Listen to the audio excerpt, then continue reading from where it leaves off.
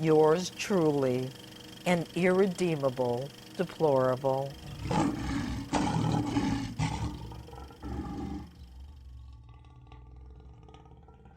Hey, Joe. Stop lying to me and get out of the bunker. I hate it when people lie to me.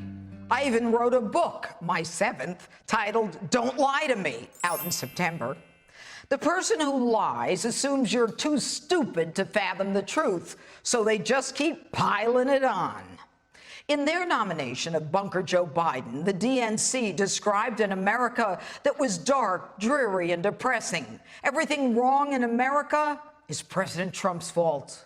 But for Donald Trump, we'd all be happy, prosperous, frolicking along the hillside, picking daisies.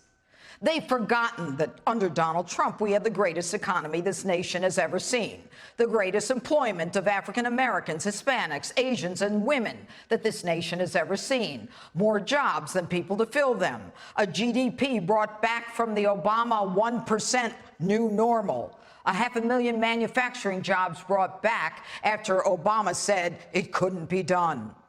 Under Donald Trump, the economy was soaring. The nation was optimistic because the rising tide indeed was lifting all boats. Michelle Obama proclaimed, "I'm here tonight because I love this country." I was happy to hear this because on March 12, 2008, she said for the first time in her adult life that she was really proud of my country because it feels like hope is finally making a comeback. She was 44 at the time. Then former President Obama, in an unusual display of vituperative hostility relatively foreign in presidential politics, said this. Joe and Kamala will restore our standing in the world, a nation that stands with democracy, not dictators. Really, Barrack? Aren't you the one who stood with Iran's Ayatollah, sending him love letters to come back to the negotiation table as Iranians chanted death to America? You're the one who wouldn't stand with the only democracy in the Middle East, Israel. You're the one who stood with Iran and sent them $150 million in cash and $1.8 million on pallets. And by the way, it was Donald Trump who has forged a historic peace deal between Israel and the UAE, to be followed by many Arab nations. Stand with dictators? You're the one who allowed China to continue to rob us blind in our trade deals and steal our intellectual property. You're the one too lazy to get rid of NAFTA, and you want to talk about dictators? You couldn't even figure out who was friend or foe. ISIS, a JV team? You didn't know if you should contain, dismantle, or defeat them, none of which you did.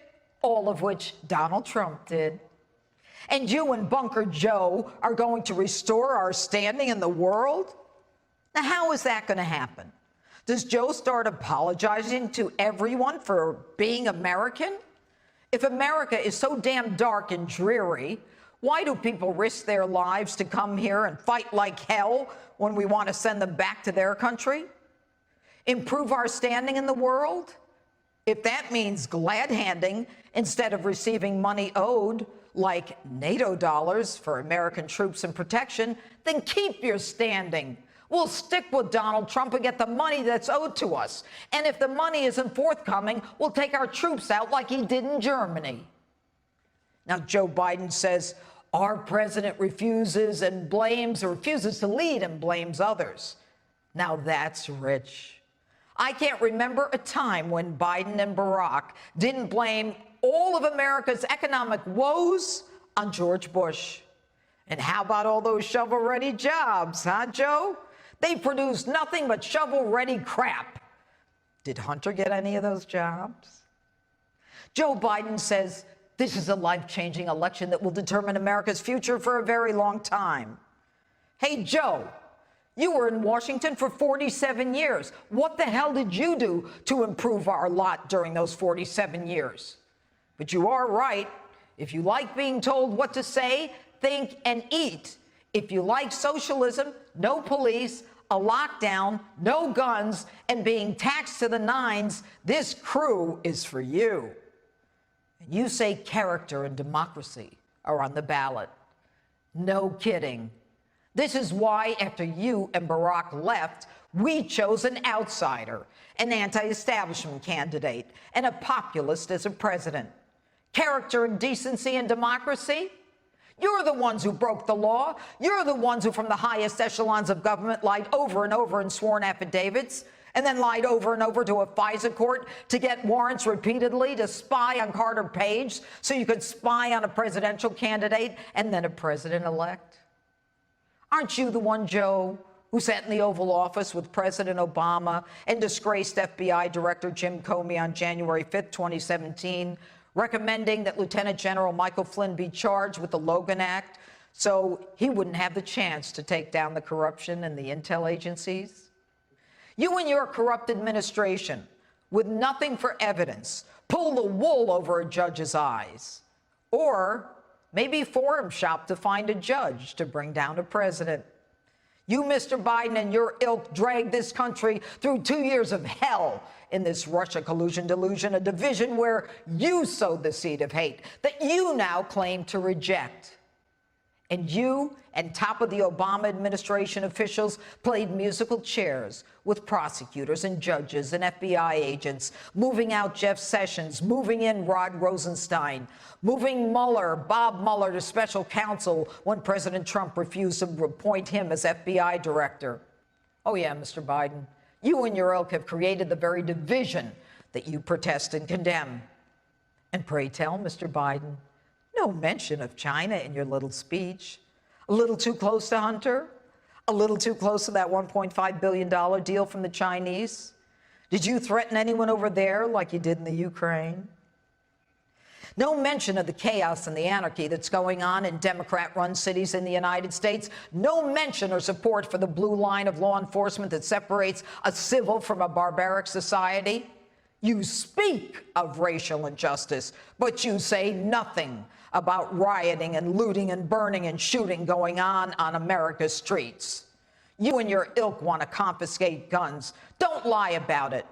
And when people use those guns to defend themselves, your ilk arrests them. And Kamala doesn't even think the Constitution prevents her from confiscating those guns. One day you say you're absolutely in favor of defunding police, and then your campaign says you're not. Which lie is it? Look, Joe, you know America changed after China unleashed the coronavirus. Wasn't it you and pals Nancy Pelosi and Bill de Blasio who said, let's go to Chinatown after President Trump blocked flights from China, and you called him a racist and a xenophobe? And now you say you'd shut down the country? So you agree the president was right when he did so. So do you now admit that you were wrong when you said this? We have right now a crisis with the coronavirus emanating from China. This is no time for Donald Trump's record of hysterical xenophobia. And if you're so experienced about Ebola, Mr. Biden, and pandemics, why didn't you and Barrack leave any PPE, masks, and gloves in the event another pandemic were to hit? You're right, Joe. There's too much anger and too much fear. You and your ilk have created it. You have seeded it, cultivated it, and now you're using it as a sword. The American people see through it. Stop trying to ride both sides of every issue, and stop trying to scare people as if you were the only good and decent person in the race. Unlike you, Joe, Donald Trump made his own money, and he hasn't asked the government for it, and he doesn't cut deals while he's in the government for his son and his family. So stop with your sanctimonious, condescending, holier-than-thou nonsense, and above all, stop lying to me. And get out of the bunker.